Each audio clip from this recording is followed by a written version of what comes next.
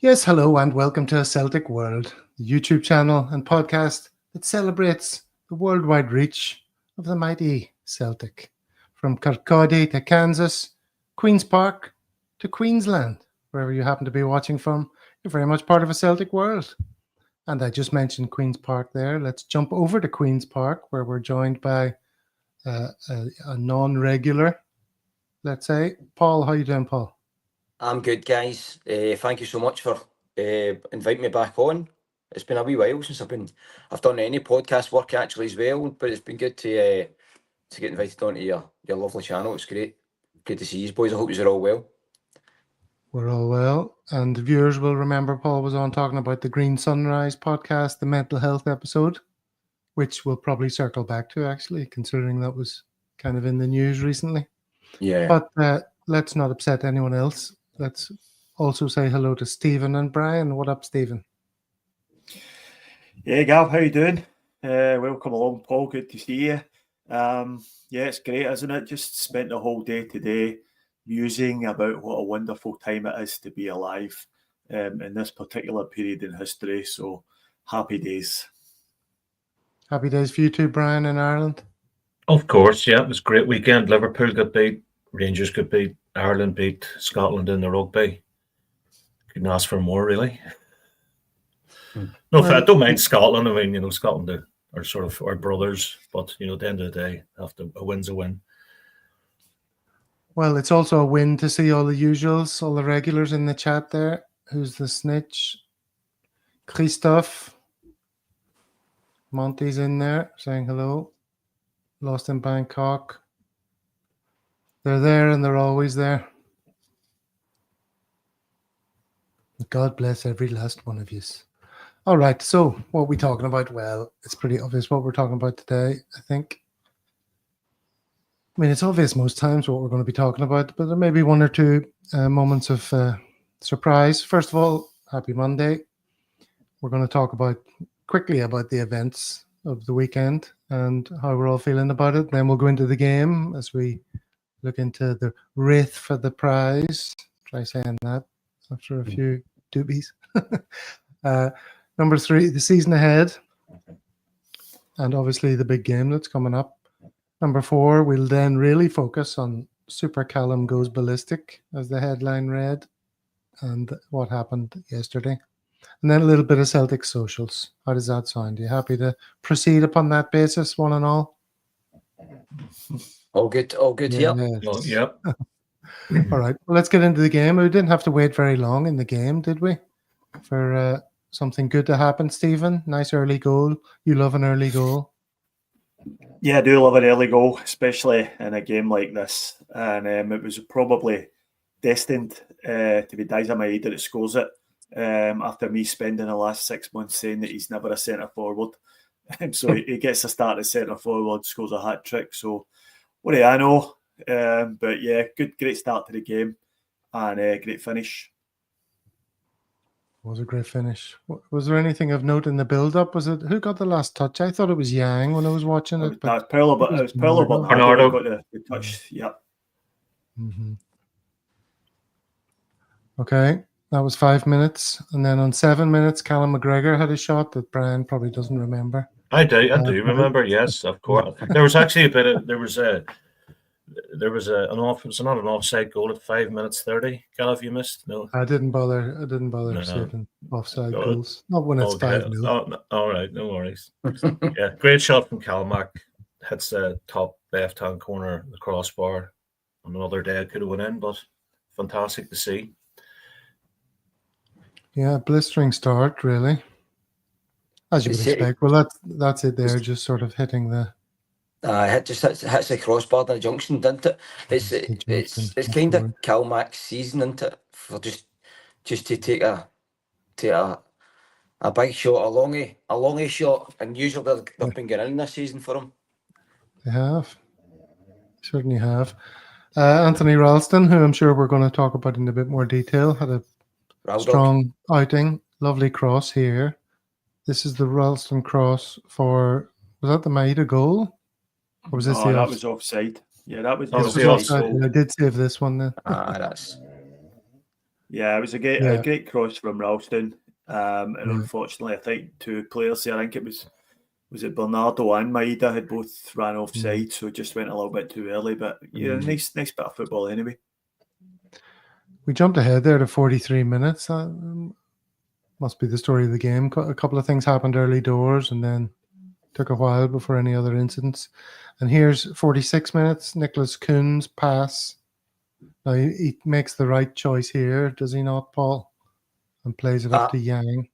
Yeah, and another guy was for me probably player of the season before we start talking about Dyson. Kuhn's had some season. He's just the very beginning of the season. I thought he would play the year, but now it's kind of between him and Dyson Maida, isn't it? He's some player. He sees a pass. Yeah, and he makes the right decision and sort of executes them perfectly. So it's a delight to watch. And then Yang swings in the cross for Maida again to score. Absolutely lovely, right, Stephen? Yeah, brilliant. It was a great assist from Yang, who ended the game with 2 assists and a goal. So he can be happy with his day's work. A great run. I think what's lost in this picture is the run that Maida makes, because he deliberately makes an angle for Yang to slide him in there. So that again, that's a positive sign that he's making the right runs for a centre forward, and he's just pulled the defence. The guy has to go over and close the ball, and it leaves him with basically an empty net. So great play from Yang and Maida for this one. So happy days. So good to see Yang getting his goal, especially getting his goal. But I think we all know there's a player in Yang. But it's great to see him getting something there Saturday. Yeah, there's a player in him, but I don't know if he's a Celtic player, really. But everyone sort of wants him to do well. There's a lot of goodwill for him, isn't it? Because he always tries. He never stops trying. He's got a decent attitude. I think that's why. Yeah, I think he puts the hard work in. I think he's a popular figure around the training ground. But I just think he's maybe just a little bit short of the quality required. And I think with Jota arriving, and if we sign another wide player in the summer, which apparently we're going to, I think he'll find himself well down the pecking order. But I think he has deserved a little bit of praise for his last couple of performances. It's all been really positive. And here we go with his second assist. I think this is Yang crossing there to Luke McCowan coming running in. Brian, talk us through this one. Yeah, nice sweet dink. Kuhn fires it into the Yang, McCowan, lovely dink, and then game over. Pretty much just great. We scored at critical moments in the game. First minute, 46th minute, and then the 46th and a half minute. But great combination from Yang and McCann. Sorry about my dog snoring in the background there, lads. Sorry. Professional as always, Yeah, but that touch from McCann's not to be underestimated, is it? If he had sort of gone full-blooded at that, the defender covering across there would have snuffed it out. So he just gave it little delicate redirection. Stephen, was that your kind of signature goal in your playing days? Yeah, that was one I was always known for. That little flick off the outside of the foot. But I noticed. I don't know who the commentator was in your stream, but it was Michael Stewart, who I was listening to on co-coms, and he was trying to say that it was a deflection from Luke McCowan and it came off the defender. Absolute nonsense. A really, really deft little touch from McCowan, and he's found the corner of the net brilliantly. It was some ball across to him. Yeah. The Yang's ball's amazing. Obviously, the lead up we couldn't put him through, but just excellent ball across. Well, speaking of good balls, this was a good one. A big whipped cross from Ralston. Deep cross. You love that one, Brian? Did you, Brian? Sorry, I didn't hear you, Gav. Yeah, great cross from Ralston. I thought Ralston was fantastic the game, and I'm starting to think that could he be pushing for a jersey for Wednesday night? Because I know Johnston's been off the boil a wee bit. But no, great move. And Yang takes it first time. And I think maybe that's, when he doesn't overthink it, he can be a bit of a player. I think whenever Yang overthinks it, he sort of makes the wrong decision, but he was instinctive there. I like the way he didn't really celebrate either. Just sort of stood there. So I don't know if you watch many of the shows, Paul, but when Brian's on, every now and then he'll say something that causes consternation. I think we might have already had ours this week, that Ralston might be pushing for a place against Bayern. Stephen, would you like to vent your spleen? I think there's as much chance Gav being picked at right back as there is Anthony Ralston. God love him. He's not going to be playing against Bayern. But you're right. He's been very good. That's 2 games in a row. He's put in delicious crosses that have ended up in goals. So absolutely, but really pleased for him. And he sort of proved a few people wrong, myself included, who would rather have seen us sign another backup right back. But if he keeps performing like that, then there's no need for that. So for me, this was a pick of the goals from the whole game. I think the cross was so good. Although again, I think the commentator tried to make out that it went for someone else and crossed it too deep and accidentally picked out Yang. Again, total nonsense. And the way Yang's controlled the finish was just absolutely fantastic. So happy for him and a great goal and well done, Ralston.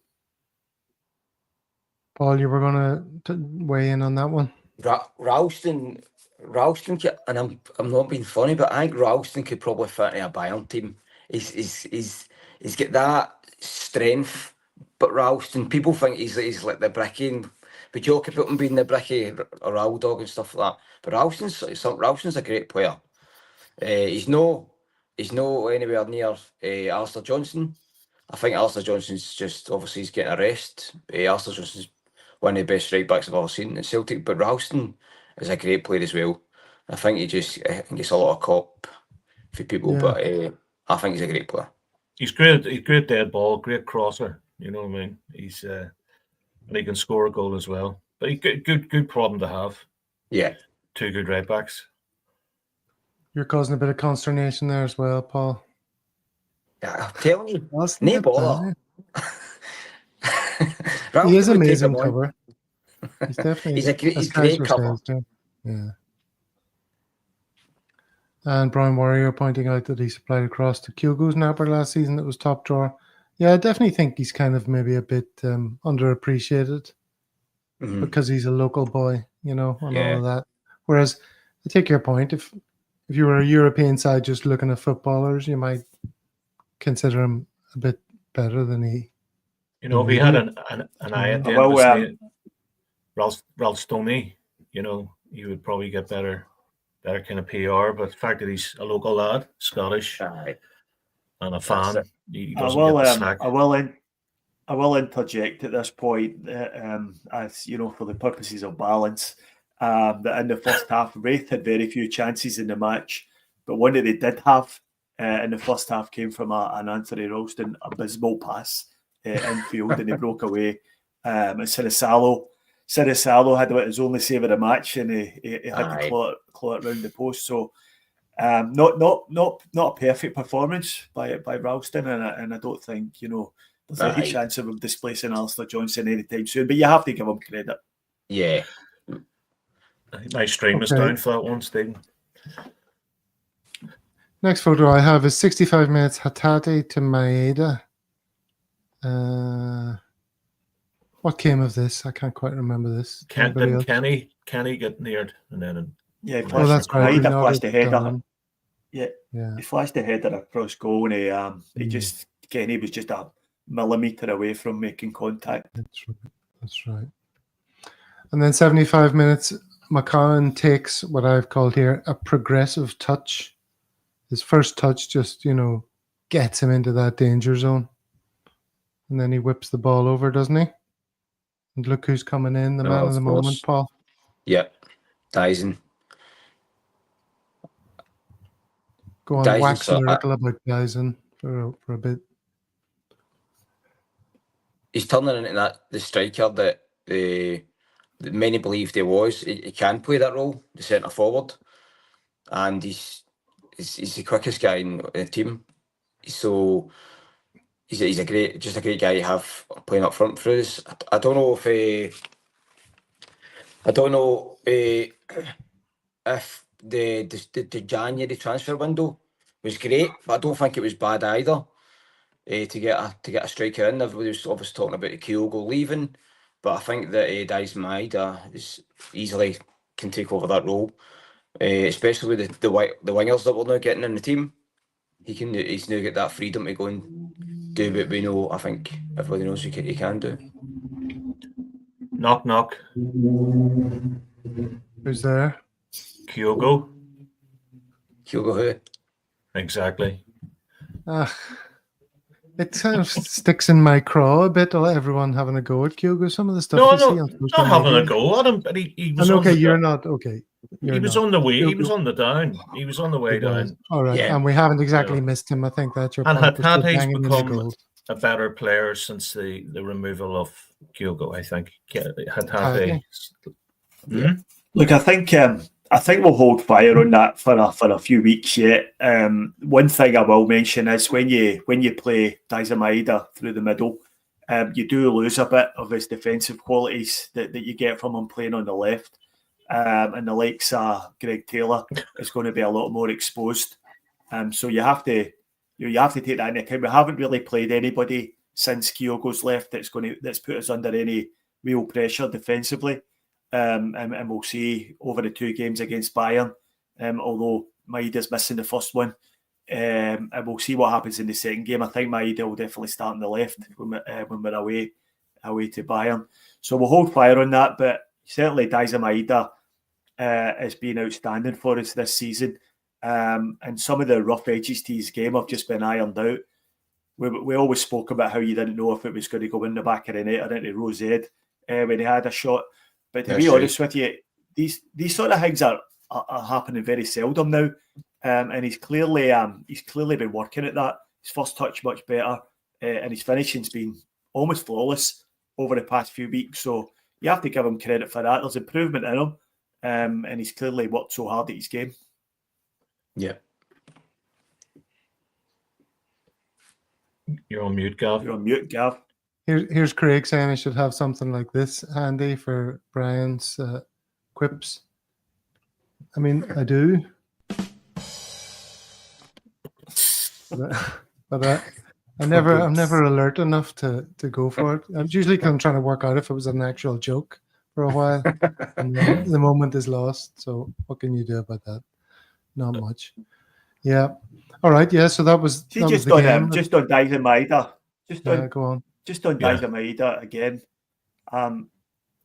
See when Daizen Maeda decides to leave Celtic and leaves the Scottish game, he's going to leave an indelible mark behind.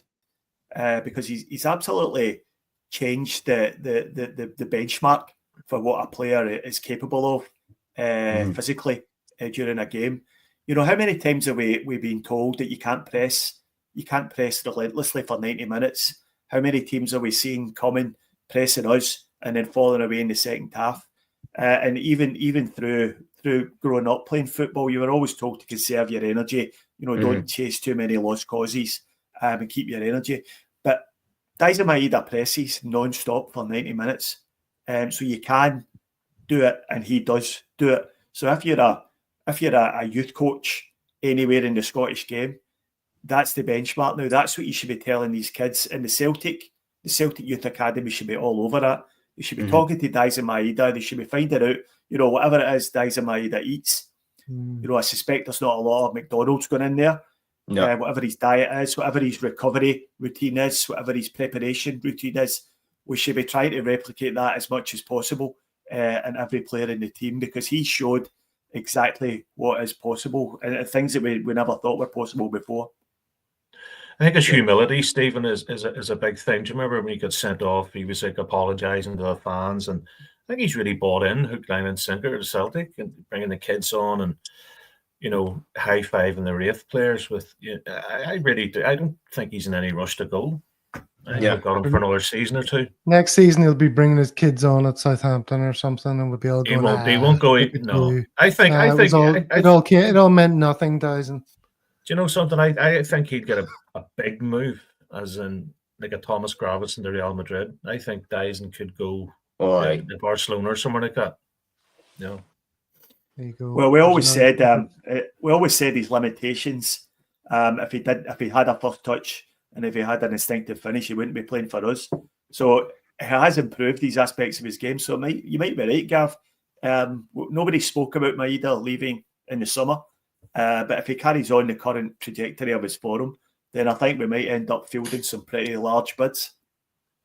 Yeah. What I'm doing, hold on, let me get in there quickly before I get accused of anything. What I'm doing, G-Doc, is I'm shining a light on the way people are reacting to Kyogo, which I disagree with. Just because Kyogo's off and he's playing for another team and he's celebrating with their fans. A lot of our fans are like, look at you, Kyogo. None of it was real. How you were dancing with us a minute ago, and now you're dancing with somebody else. Come on. Let's be real. So even if Dyson is leading his kids on in a season or two somewhere else, I'm not going to hold it against them.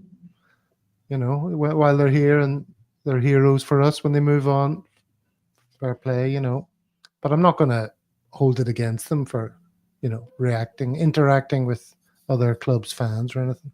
Go ahead, Paul. No, with regards to Kyogo, I mean, I don't mind it either. Man, in fact, seeing him dancing about with his new team for me is absolutely fine. I think I'm just a wee bit gutted that he didn't get the kind of see that when Tom Rogic kind of left kind of part. It was the fans knew, so there was none of that. And I know that maybe his season wasn't the greatest, Kyogo, but we all loved the wee guy, and I think it would have been just nice if we'd have had the wee right. See you later. Right, here's my last game for Celtic. That would have been better. That would have been obviously went down easy for Celtic fans. But in regards to Dyson Maeda, you're right. I wonder what kind of diet he is on. People, there's rumours kicking about that he sleeps on a treadmill.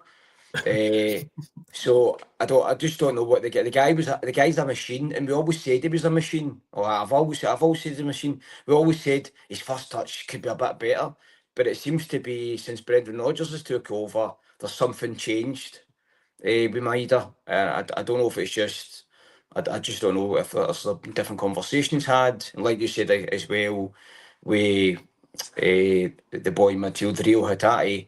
Rio has come on to a different game as well since the arrival of Brendan Rodgers. So there's something good happening in Celtic Park. And but again, back to Kyogo, just a bit gutted like everybody that he didn't get a wee send off.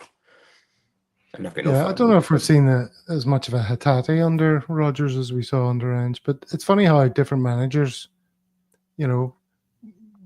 bring out the best or the worst in players. Because certainly Maeda is a different beast. And Kyogo, on the other hand, was half the player under Rodgers. You have to think, Maeda was always a big game player. In his debut against Hibs, he scored after like 5 minutes. You know what I mean? He for all his faults, he produces on the big stage. And I think he's a fantastic player. Love him to bits. I have to say, I'm positively salivating at the prospect of a front three of Jota, Dyson Maeda, and Nicholas Kuhn, and hopefully, we get to see that over the next few weeks at some point, because that would be dynamite. Dynamite. Quick point before we move on. I noticed they had a player in their team called Lame Dick, which I thought would be amusing for the people in our chat group. They love that kind of toilet humor. Sounds like an unfortunate problem for a stud horse or something. Oh, goodness. Let's talk about another. It wasn't able to rise. It wasn't able to rise to the occasion. What about Dane Murray? Did he rise to the occasion? I see people, fawning over him and his performance and what a great centre back. He's got all the attributes of a centre back. Now, we haven't had much evidence of him, and it was against Raith Rovers. But a point I made on Twitter to somebody was, I've given up trying to form opinions on centre backs on this amount of evidence, because I thought Nawrocki was good. I thought Lagerbielke looked pretty good, but we've hardly seen enough from either of them, personally, to have our own opinions. So, where are we on this? Stephen, you're going to tell me he did all right, but it's too early to say, aren't you? Well, I was listening to the show post Aston Villa when you and Paul and Ian were on, and you guys were talking about Dane Murray, and you were talking about it being his debut for Celtic down at Aston Villa, but it wasn't his debut, and it wasn't even his Champions League debut, because he did play in the Champions League in the early stages of Angie's tenure as manager. He played against FC Midtjylland in a game where I think he formed a partnership with Stephen Welsh in the centre of defence in a Champions League qualifier. That's how desperate for defenders we were at that time. So I think he's a player who's been around Celtic. He's not just came onto the scene.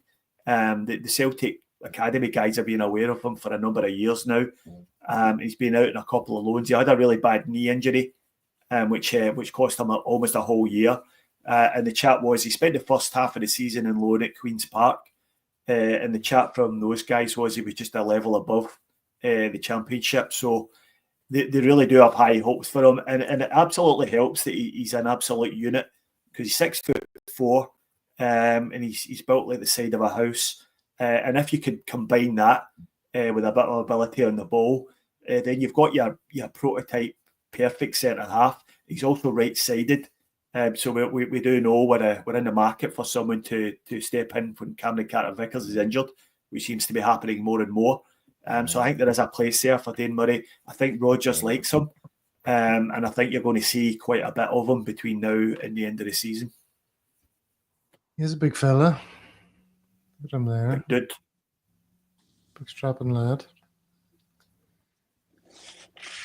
All right, well, that's the game pretty much wrapped up. Unless anyone else has anything they want to say about it, we'll move on to, well, as Lisbon Lion says here, a big week for Celtic coming up as Bayern Munich come calling in the Champions League playoff round. The last time they were in town, Celtic gave them a real fight before going down 2-1. There could be no lapses in concentration at this level. Brian, you love a Champions League game. Are you nervous as a kitten for this one, or just going to enjoy the experience? No, I think there will be an unsung hero. I think we'll win 2-1. I think there'll be an unsung hero that will score a goal, like a trustee or somebody who you don't really think will score. I think it could be. I think we'll come away with a win. I really do. And then we'll have to play like the Devils, over in Munich. But I think we'll win. I really do. And I think everything's lined up. We've got concentration, you know what I mean? And then they lost Paulinho yesterday. Baron, he got injured. So Harry Kane will be great. CCV will be there at the elbows and the Harry Kane and, the gamesmanship and all the rest of it. But I really don't. I would have I preferred Bayern Munich over Real Madrid. I think we'll have a slight chance of everything. All the stars align. Who's the ref? If the ref's Austrian or something, we're screwed. But if we have a Dutch ref or a French ref, we should be all right. I do think this is our game of the season. Probably the most important game in the last 10, 15 years in Europe. You have to have faith. We're not that bad. We're not that a couple of years ago. We managed to, they beat us 2-1 a number of years ago, and we barely put a centre, but near Beton and centre half. You know what I mean? Everything's lining up nicely, but we need the crowd. We need everybody. Everybody needs to be on board, and I'm looking forward to it. Yeah, I think if we're going to get anything out of the game, a lot of things have to go our way, Paul, don't they? I mean, this is the big leagues now, really. That's it. I think Celtic are sitting. I think Brian's right. I fancy a win as well, but I think that this season's just sitting perfectly for Celtic. We're talking about this. I talk about the striker as well. Get into a big game like this, right? I think he does he does perfect for a game like this. And I think it's a bit of a shame that obviously Dyson Mader's not going to play in the first game, but in fact, does he get the second game as well? Does he miss the second game? No, he's back. No, he's back. Is he back? All right, I thought it was too much. So anyway, look, I think, like Brian said, I think we should be a wee bit a bit more confident getting into this one. Like I say, as long as there's no, like, obviously when we go to Germany, it's nothing like the Borussia Dortmund game. Do you know what I mean? I think that was a shock to the system, but ever since, Celtic proved it against Atalanta that they can play in this big league. And look, let's not fear anybody at Parkhead. Do you know what I mean? Paradise has that thing where we can pull a performance. So I'm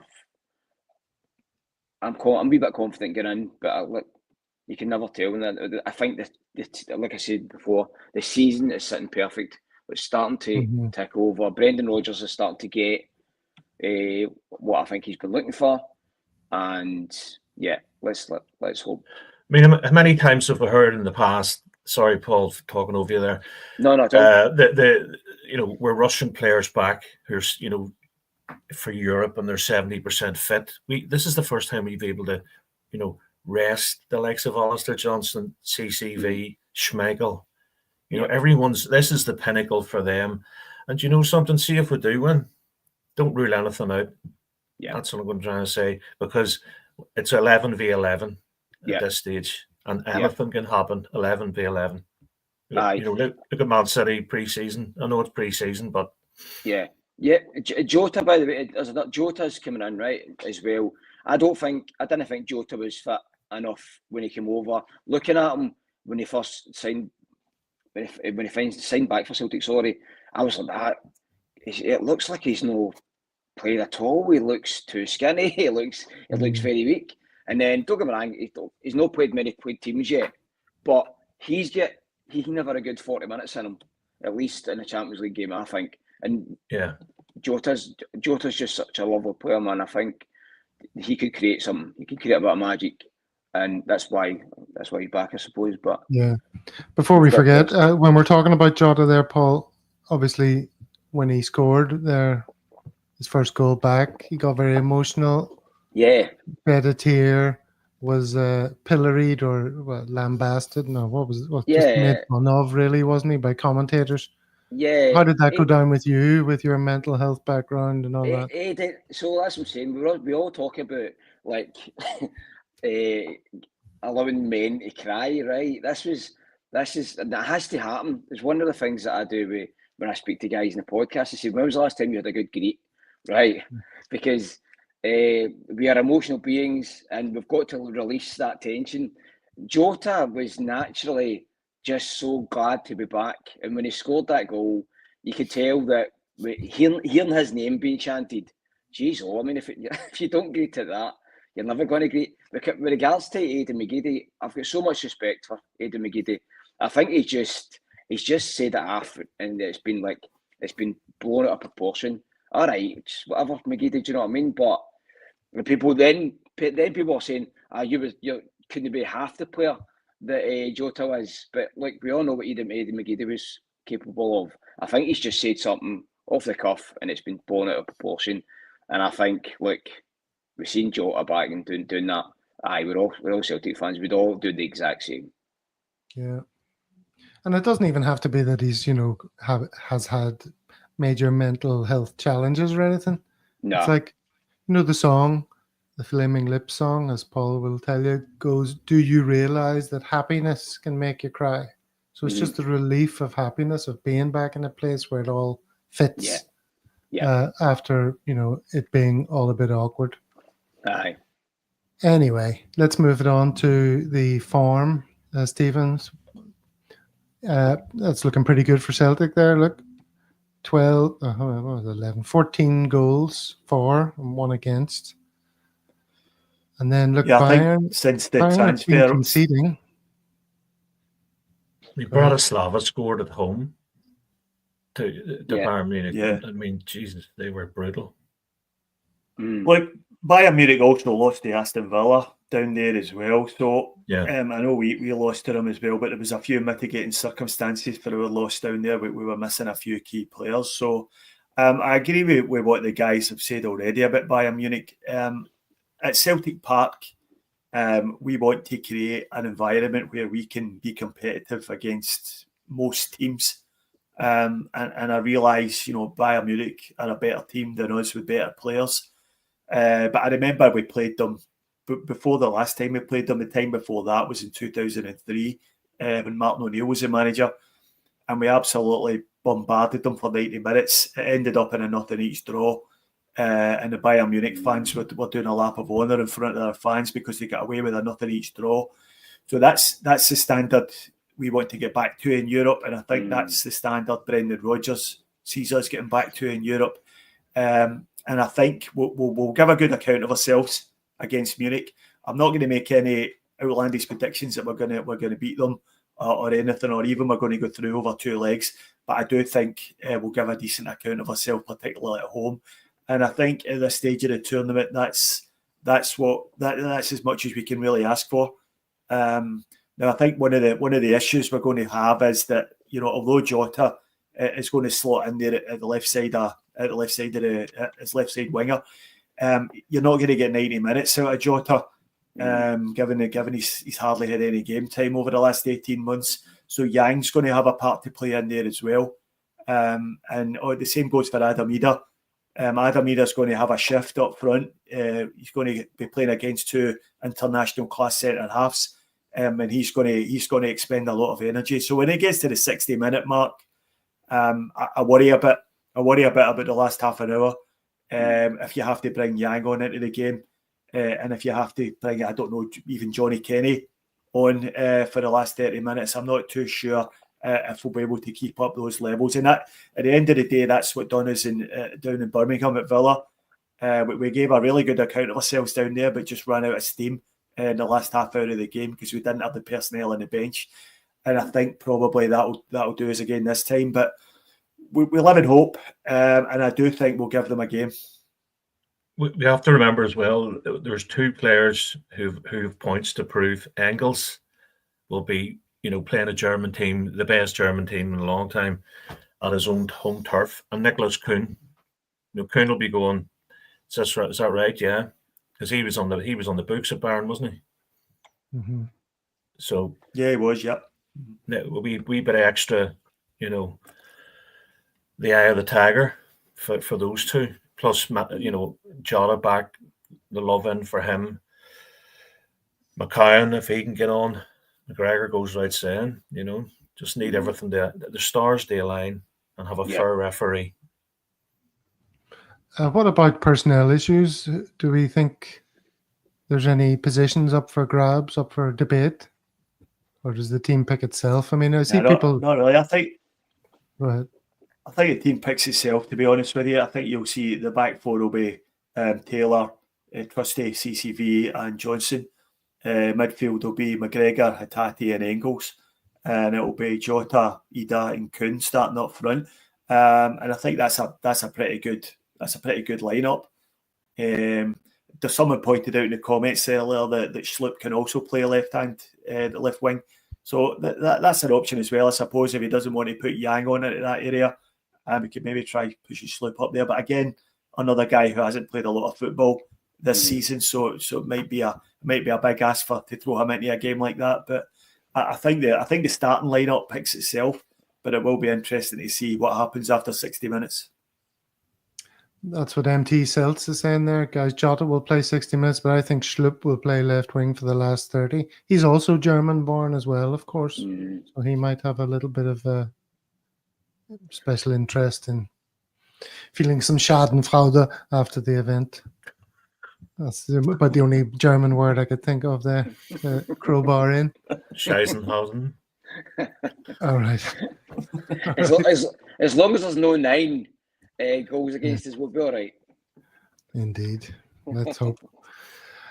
So yeah, it's very exciting. When is the game exactly? Now, I don't have the kickoff time. It's Wednesday night. It's Wednesday night. Wednesday night. Wednesday morning for us. 8 o'clock, Yeah. 8 p.m. in Celtic Yeah. Park. At what time's the kick-off in Sydney, Stephen? It's a 7 a.m. on Thursday Oh. morning kick-off here in Sydney, so it's actually all right. I don't mind it. The last few of these kick-outs, it's better than 4:30 in the morning, which we had on the weekend there. So 7 a.m. the pub's open, and I just head on down there on the way to work. So it's quite a good atmosphere Way early in to the work. morning for these big games, and a decent way to watch it. The perils of following Celtic on the other side of the world.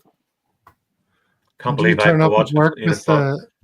do you not turn up late with your suit all stinking of beer that's been spilled on it? Or Yeah, I turn up late. Yeah, I don't You wear do? a suit to work, so I'm all right. So You I don't? look Okay. fairly dishevelled at the best of times going to work. As long as so it's not your nobody birthday notices suit, the Steve. difference. That's right. All Gav, right, you were you talking do. about German. You taught me a few things in German years ago. You showed me a video one time, and it was nuke me, fantastisch. Was that not? Remember? Okay, let's move on. Sorry, you're breaking up, Stephen. You're breaking up. Breaking up, Brian. All right, well, let's get on to talking about, we mentioned Schadenfreude, so let's have a wee bit of that. Here is the Walking Tim, friend of the show. Have a great Monday morning, everyone. There's the result. There's a few pretty unhappy faces. I couldn't believe my eyes when I saw this result this morning. Right. What a brilliant start to the week to see that. Yeah, it was great. It was absolutely great, and I wasn't joking about from the Queen's Park area. I'm actually at Hampden, or just around the Hampden area.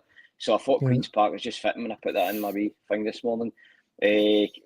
Watching, I didn't even watch the game. I watched it up till the Rangers game. I think I was watching a bit of the rugby and watching Scotland getting scalped with Ireland, and I thought I'll put the football on, and I realised it was 1-0, and I was like, all right, maybe we'll just watch this thing. So when I watched the Rangers game, Queen's Park done well, but so some goal Queen's Park scored. The boy was dead cheeky, and I thought it was a really nice goal. And then, the rest is history. There's a wee bit. It was just fitting. Your man missed his penalty. The goal for a start made mincemeat of that player who apparently Chelsea want. Just turned him made him look an absolute idiot. Just dropped his shoulders and went right past him as if he wasn't there. It was awful defending by Jeffy, and I think they're desperately trying to add a bit of value onto him, but there's not a chance in hell they're getting big money for him. That was just an awful piece of defending. Can you imagine a Celtic defender performing like that? Not a chance. It was terrible. Super Callum goes ballistic. Rangers are atrocious. There you go. It's nice to see that headline addressed. Now we have.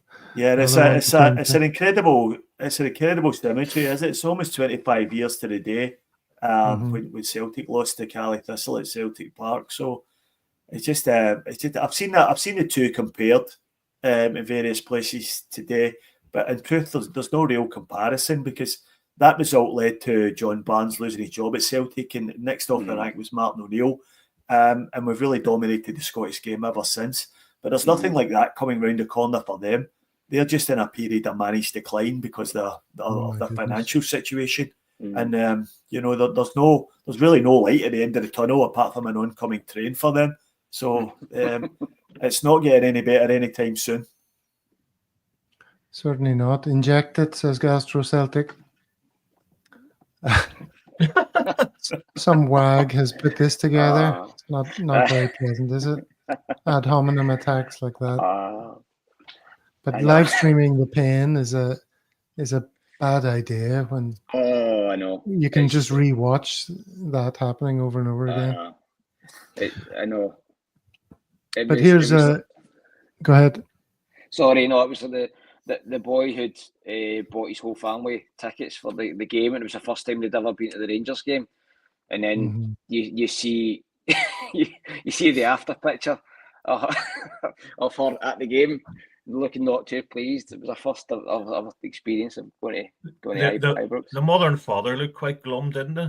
You know, the other lad thought he was getting a ticket for the lottery or something, and he gets a fuck Rangers ticket, right, then on.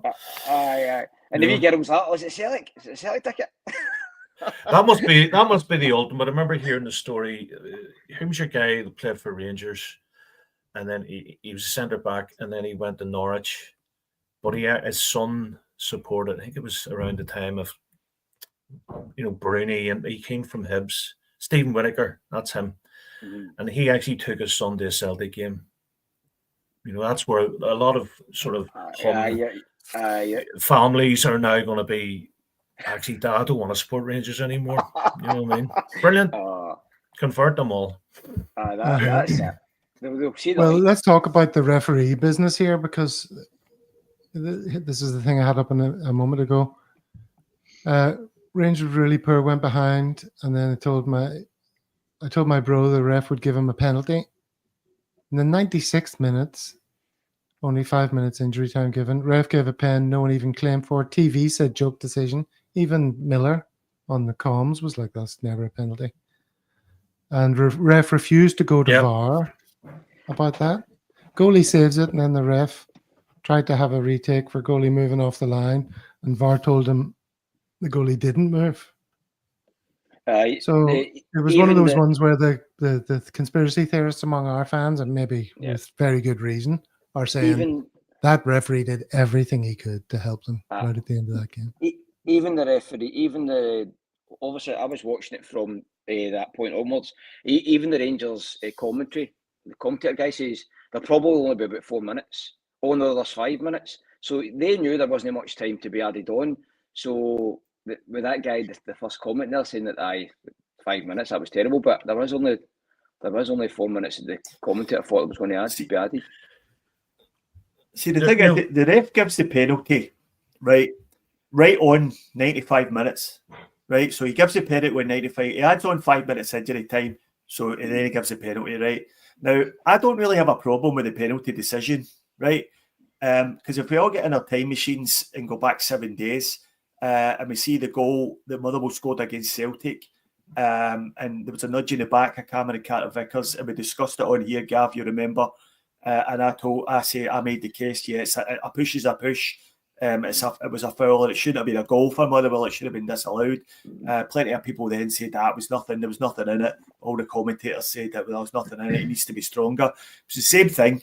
It was a slight nudge in the back of Dessers. He's felt the contact and he's gone down. Now the refs gives the penalty on 95 minutes exactly, right? So why is it that when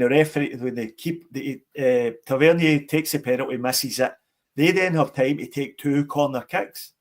Now, how's that make sense? If he gave a penalty on 95 minutes, as soon as that penalty is saved, that's full time. That's it, done. Yeah. So where did the 2 corner kick? And they almost scored from both of them. So I don't understand how they get away with that. That is absolutely ridiculous. They're still, the establishment are still trying to keep them relevant. And I heard a stat yesterday, out of the last 42 trophies available for Rangers to win, they've won 3. St Johnstone have won 2. I think Livingston, I can't remember the other one, Motherwell's won 1, or I don't know. It was the year Ronnie Dylick got cheated out of the Scottish Cup. Hibs, sorry. So we've won the rest. So they're trying to be relevant. They're not relevant. They're gone. And long may it continue. I think we've 36 trophies out of the last 42 available to play for. And they're still saying we are the people where this, that, and the other. Fuck them. Let them die. Excuse my French. All right, okay. Sorry. Well, look, maybe it's time we could all just relax and enjoy some music. Would that be a good time for a musical interlude? Paul, I don't know if you've seen any of our musical interludes, but here's a little one for everyone's enjoyment. It's a new release as well. No one's heard New this release. Is it the one? Is it the one that goes? Is it that one? It's not that one. It's just all sit back, relax, and enjoy it. The way things are going over there, the stadium, the board, the fans. I think it's fair to say it's madness.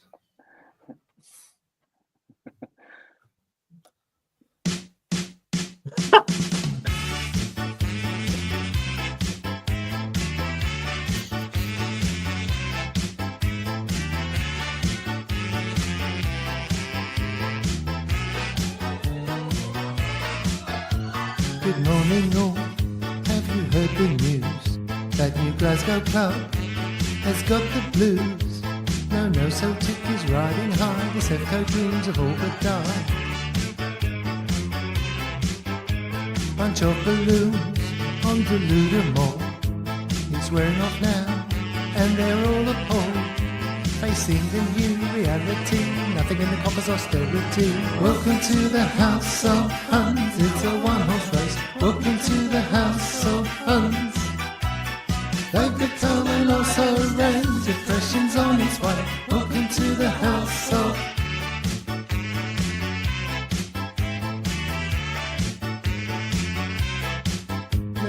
No tax, they evade all that. The old club died, they denied the fact.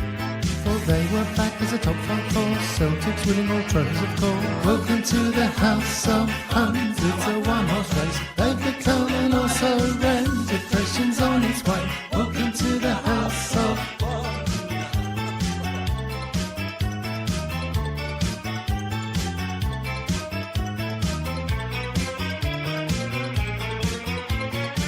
Soldiers, but we won't go back to our blocks for a shit show.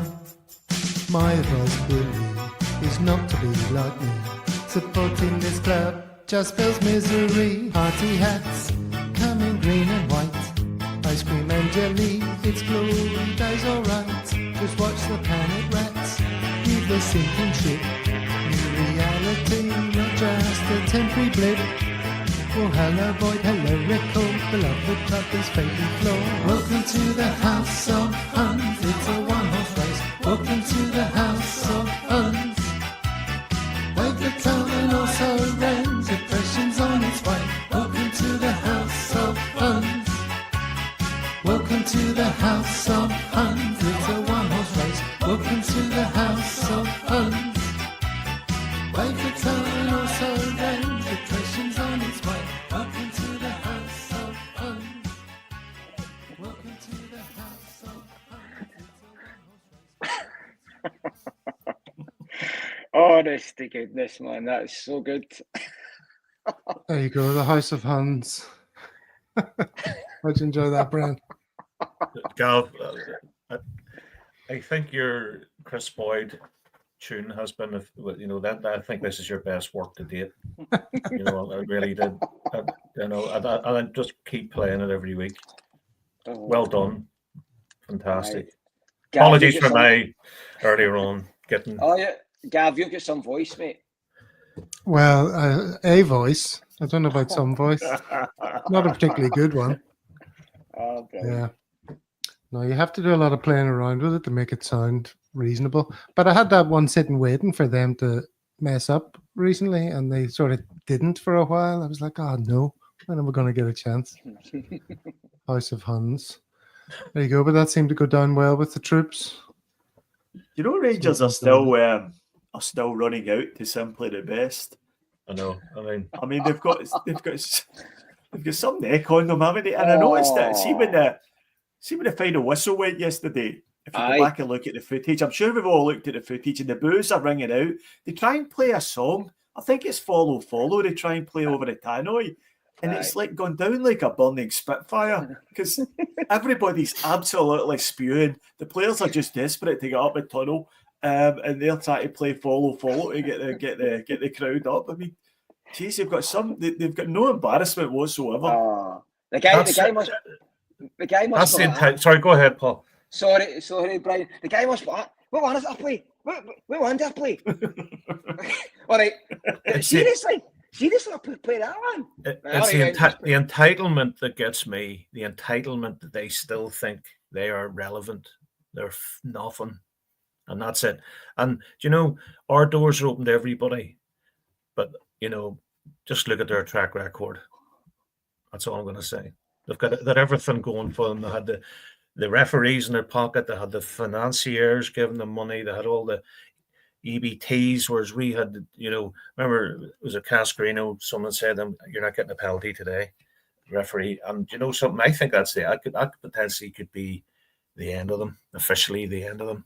I mean, that's even 95th minute getting that penalty. It was never a penalty. And then as Stephen says, another 2 minutes, another 2 corners, another day. They're gone. I mean, Valentine's Day, and there's not even Valentine's Day and the season's over. Okay, they're in Europe, big deal. But they're gone. That'll be their saviour. The Europe has to, if they don't win the Europa Cup, then it's definitely finished. Well, United are still in it, you know. I don't see how the manager survives that, because, you know, as I mentioned earlier, when we lost to Inverness Cali, the manager was gone the same week, and I get all the arguments that they can't afford to sack him. I get the arguments that they're still in Europe. I get the arguments that he's trying to build something and all this crap. But there are some results that are just so bad that you just don't survive. And I think if the Rangers board think they can just, you know, try and put this one behind them and move on, then I think they're sadly mistaken. I think they're going to be forced to act. So I wouldn't be surprised if he was gone before the weekend. I think the fact they don't have a European game, they've got they go straight into the last 16. I think that'll give them a bit of time to make a decision. I can't see him surviving this. No, it's a shame. Well, that's it. I mean, that's what all the chat has become now on their socials, and it used to be a case of them all saying, "Oh, I'm not even angry anymore. I'm just numb." Disappointed. And now what they're all saying is, "I don't see how any Rangers manager can survive a result like that." Yeah, that's what they're all saying. But I mean, he survived this long. He survived far longer. I think he's safe. I think he's safe, Gav. Yeah.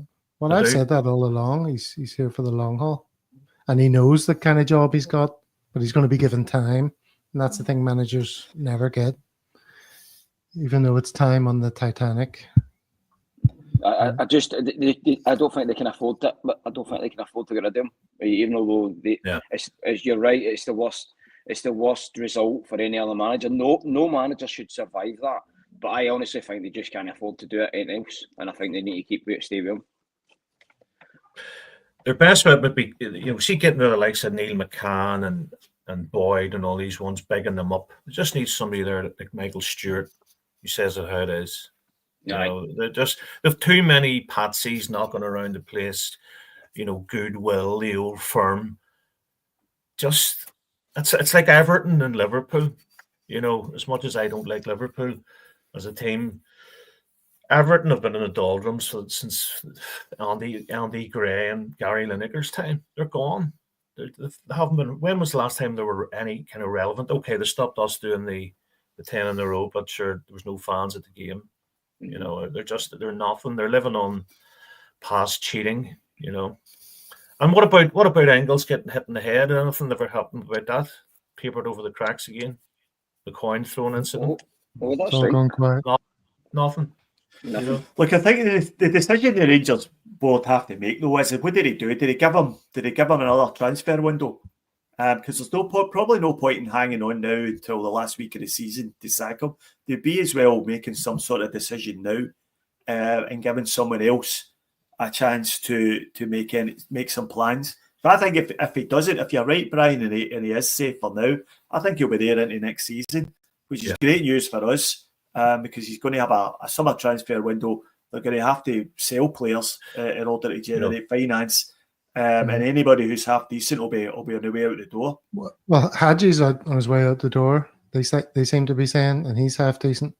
Cortez, they've got an obligation to buy $4.5 million, something like that, and he's injured all the time.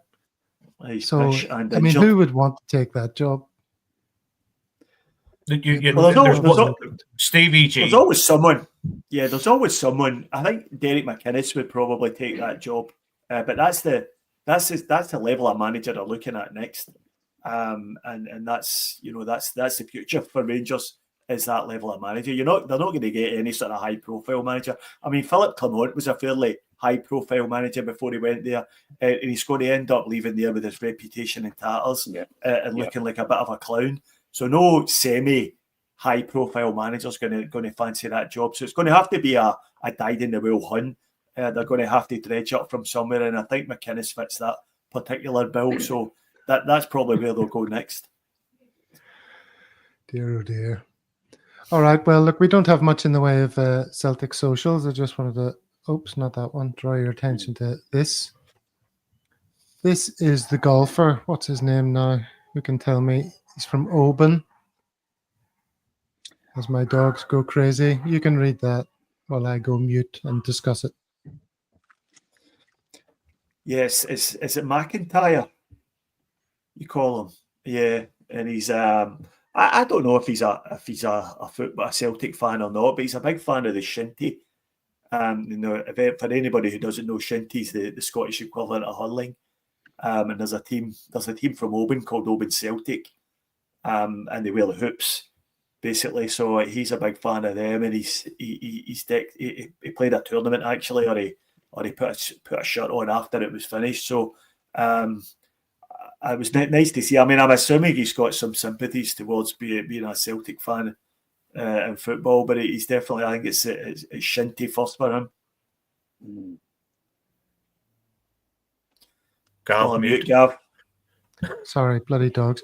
I misread that as Oban Celtic CSC, not Oban Celtic SC, as in Shinty Club. Shinty Club, yeah. Thank you for pointing that out. I used to work with, speaking of shinty, I used to work with a guy who played shinty and at quite a decent level. And that is, I mean, I know you guys know all of it. I'm sure you all played a bit of hurling in your school days, Gavin, Brian. But I turned up in the head. This guy I knew who played shinty, he always had a broken face and a burst eye and all sorts. He ended up actually losing an eye. He ended up with a glass eye from getting absolutely ruined in a game of shinty. So, not for me. Not tough enough. No. Well, exactly. That's the same with hurling. My dad was a good hurler in his day, but he never encouraged any of us to play because I think he'd seen too many broken bones and things like that. Yeah. And you wouldn't want your kid playing it, even if you played Absolutely it yourself. not. You know what I mean? No chance. Alpha says he is a Celtic fan. I assume he's referring to your man. Yeah, I'd be surprised if he was. I didn't have some sympathies. Brian Hoover's for Ireland, apparently. When the games get nervous, gets the Hoover out. That's how he copes. Jesus, I can't take it, but I get the Hoover out. You'll be hoovering a bit this week, Brian. What's that? You'll be hoovering a bit this week, I think. Oh, don't, Wednesday night. Oh, I think it'll be all right. I think the Aussie Palms in the post, should be okay. All right. Well, I think we'll wrap it up there. Well, thank everybody in the comments, as always, for your chit-chat. Schloop Doggy Dog mentioned the Whitakers there, which is funny enough because I'm in another video I'm putting together for possibly the next musical treat. I feature that family, the Whitakers from Virginia, but you'll have to wait and see what that's all about. But yes, thank you very much, all the regulars in the chat. Thanks for joining us. Thanks very much, especially to Paul for checking in with us again.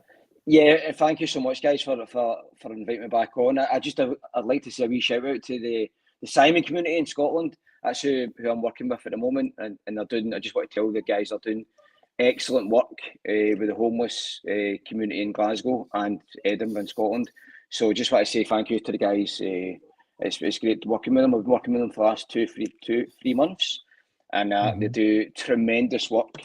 So just a wee shout out to the Simon community. And if anyone's listening and they feel like they could benefit from a chat with the Green Sunrise people, tell us how to get in contact. Yeah, you can contact me via my Twitter account, which is Celtic Supporters Worldwide Club, or you can get me on YouTube channels. Just make a comment and I'll find you on my Green Sunrise podcast. That's on pause at the moment, but we're doing work in the background. I'm mentoring a young boy who's wanting to do his own podcast, so I'm doing that at the moment. But the Green Sunrise guys podcast, reckons you should reach out to Clement in his time of need. Massive. I'm maybe going to see Clement, see if he's all right. Speak to him. And just end it off with this big day saying thanks, Gavin Troops. He's the House of Huns again. Not, Go on, not give us a again, 2 no. minutes, Gav. Go on. Big up the same community. Want to hear it again? Give us about 30 seconds of it for the crack. Come on, you can do it. Well, I'll play it. talk over for a bit. I noticed Monty's comment there about Maria Whitaker.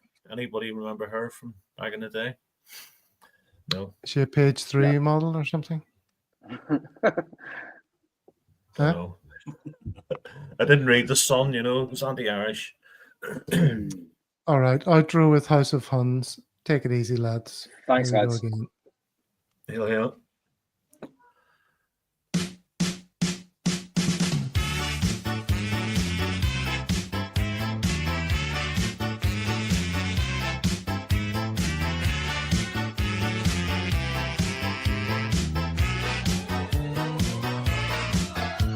Good morning, all. Have you heard the news? That new Glasgow club has got the blues. No, Celtic is riding high. The Sevco dreams have all but died. Bunch of balloons on Deludum Mall. It's wearing off now, and they're all appalled. Facing the new reality, nothing in the coffers austerity. Welcome to the House of Huns, it's a one-horse race. Welcome to the House of Huns. They've become an also ran, depression's on its way. Welcome to the House of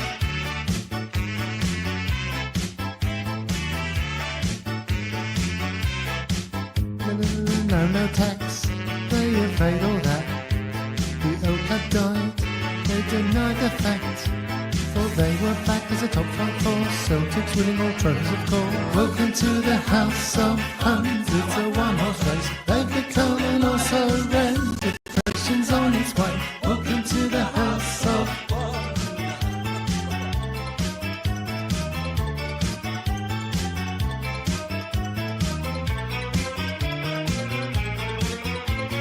I'm so sorry, but we won't go back to our blocks for a shit show. My advice really is not to be like me. Supporting this club just spells misery. Party hats, coming green and white. Ice cream and jelly, it's glory days alright. Just watch the panic rats, leave the sinking ship. New reality, not just a temporary blip. Oh, hello, Void, hello, record. Beloved club is fading floor. Welcome to the House of Huns. It's a one-horse race. Welcome to the House of Huns. They've become an also ran. Depression's on its way. Welcome to the House of Huns. Welcome to the House of Huns. It's a one-horse race. Welcome to